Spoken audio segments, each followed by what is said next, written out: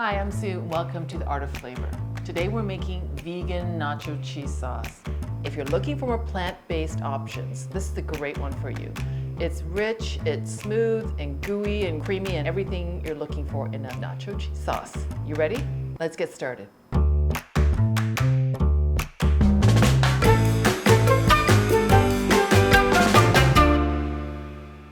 Vegan nacho cheese sauce. You're not going to miss anything in this recipe because it's got all the flavors. I'm starting with a russet potato. You need about 6 ounces, so half it. I'm going to peel it, so I'm just going to keep slicing away, peeling away.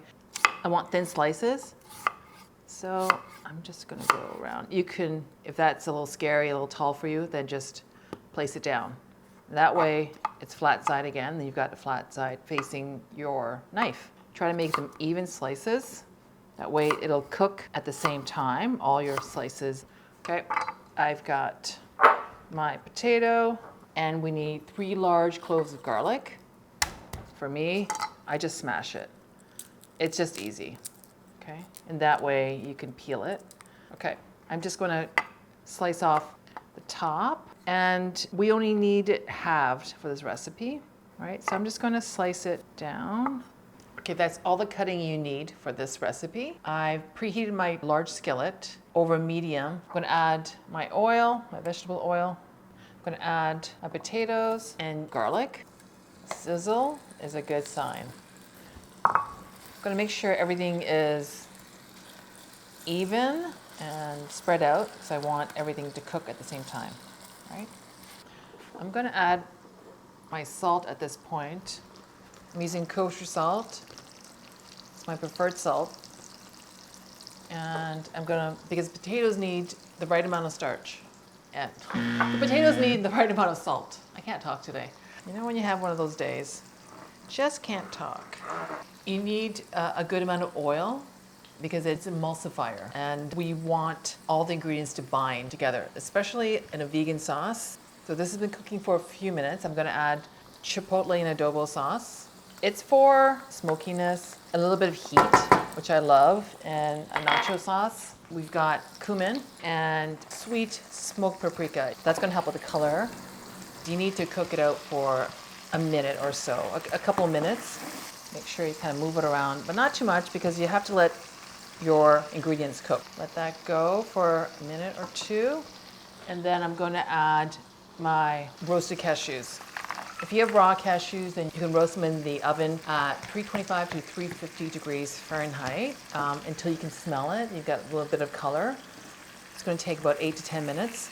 Cashews are a great vegan base, especially for a sauce, because when you blend it, it's super smooth. So I'm going to let that cook.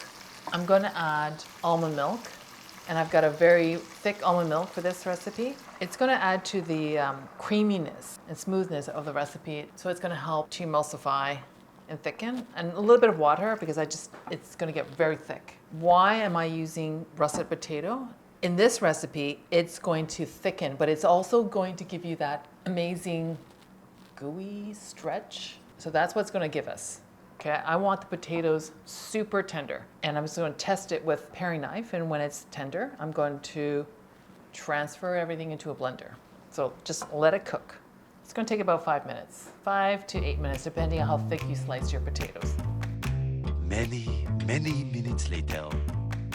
Okay, I'm just using a paring knife to check my potatoes, and they're very tender. Okay, perfect. I'm going to turn it off. I'm going to very carefully scrape into a blender without splashing yourself. Oh boy, this is a very tall blender. And you need a blender for this. If you think you can do it in a food processor, it's not going to be as smooth. I'm going to add sugar. It's to balance out the flavors. And a little bit of vinegar for a little tang. And of course, our Hedison fried onion. It's going to round out the flavors, and you've already got the flavor of fried onion in a bottle. It's amazing. I've got about half a teaspoonful, plus I added extra because I love it so much. It's great in any sauce, really. There we go. I can already smell the fried onion. I'm just going to check the consistency and scrape down if I need it. And you need to blend this when it's hot. Otherwise, it'll be so thick that you won't be able to blend it.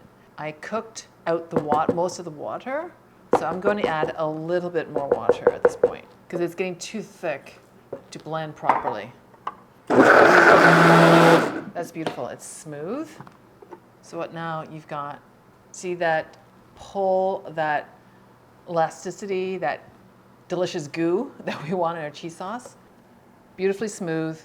It's got that hint of cheesy color, and it's hot and delicious. I'm going to take a little taste. It's hot, be careful. It's thick. It's got a hint of spice. The fried onion really, it ends with it, it begins with it, but it elevates it, and it's got the right amount of salt, amount of sugar. If you like more vinegar, you can add a little bit more for a little tang. You can add a little bit more heat if you want, a little spice. And if you want to loosen it up, you can add a little bit more water. This is going to be your go-to vegan cheese sauce, I have a feeling. I've got my tortilla chips ready. I've got my hot and ready vegan cheese sauce. All right, I'm ready for a party. I tried the sauce a few days later. I refrigerated it. I've heated it up. It's good up to 3 days. Just warm it up, and if it's a little too thick for your liking, then just thin it out again with a bit of water. Okay, so for those who can't eat cheese, or for those who are looking for more plant-based options, this is going to be your next go-to. You can serve this on a baked potato, on sweet potato fries, charred broccoli, cauliflower steak, on pasta like macaroni and cheese.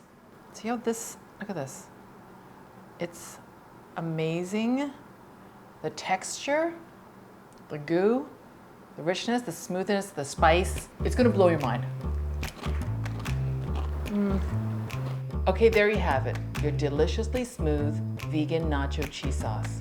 Trust me when I tell you, if you don't add in your fried onion flavor, it won't be the same. Check out hedison.ca for a full list of flavors and let us know which one's your favorite. Hit like and subscribe, and if you like what you saw, tap that bell icon so you don't miss an episode, because we have a lot more recipes coming your way. Thanks for watching. Keep it flavorful.